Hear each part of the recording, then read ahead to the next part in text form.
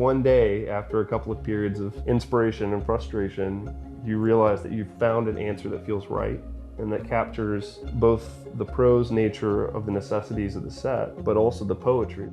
My overall passion is creating experiences that bring people together, inspire them, and I think that's why scene design is what I'm really interested in.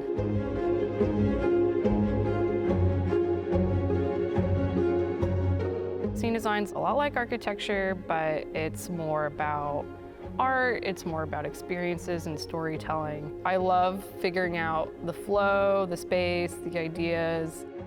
Traditionally, scenic design is everything that you're seeing on a stage in a theater. So that scenic designer is going to be the overarching kind of visual authority on what the architecture of the stage looks like, what the propping looks like, the color palette, the way that the stage changes to adapt for the story and to help tell the story. And you're working with a lighting designer, you've got a props director, you've got a charged scenic artist, and all of these people are contributing at a very high level of craft. And of course, you're in connection with the director.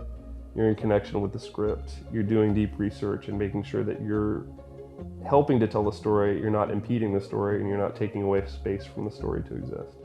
One thing I really like about it is it can be so many things.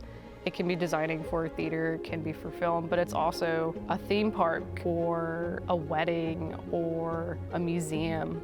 It's basically creating a place and telling a story. Like, if you don't make the audience feel something, then you're not really doing your job. So I started out, my undergrad was actually in graphic design. You know, I pretty quickly realized that graphic design wasn't where I wanted to spend the rest of my creative career. I wanted to sort of have a more impactful relationship with the design that I made.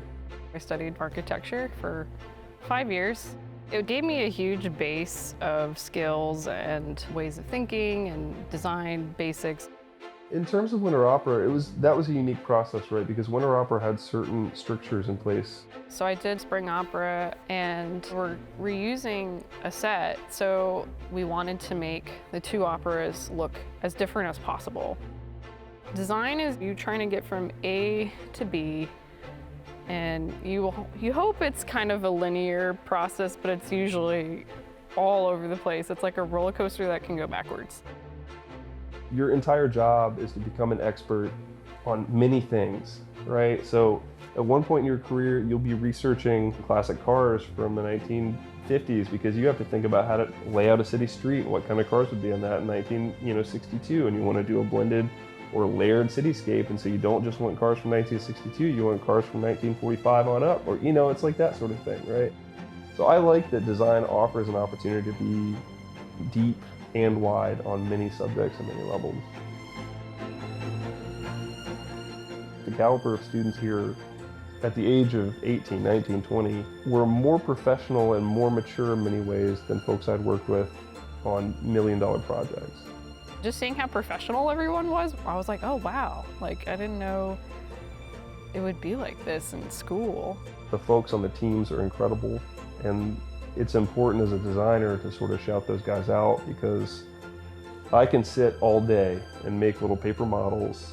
I can draw lines on paper and come up with beautiful reference packages and sketches, and I can sell that. But if the folks on the team haven't bought in and they haven't decided that they're going to put in their blood, sweat, and tears and own that project, then that's all it'll ever be. When we team up and we actually work together, we can achieve pretty much whatever we want. Within budget, sometimes.